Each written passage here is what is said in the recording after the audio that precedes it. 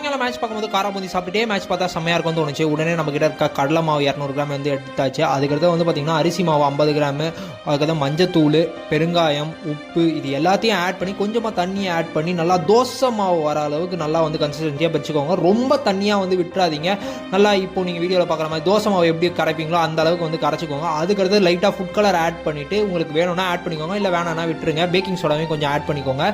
அதுக்கடுத்து கடாயை பற்ற வச்சு எண்ணெயை வந்து ஊற்றிடுங்க. எண்ணெயை ஊற்றி எண்ணெய் நல்லா காஞ்ச உடனே நம்மக்கிட்ட பூந்தி போடுறதுக்கு கரண்டியே இல்லையா அப்படின்னு நினச்சிங்கன்னா ஜெல்லி கரண்டி இருக்கும். ஜெல்லி கரண்டியில் மேலே தோசை ஊற்றுற மாதிரி ஊற்றி அப்படியே ஃபுல்லாக தேய்ங்க. குட்டி குட்டியாக பூந்தியாக ஊந்துடும்.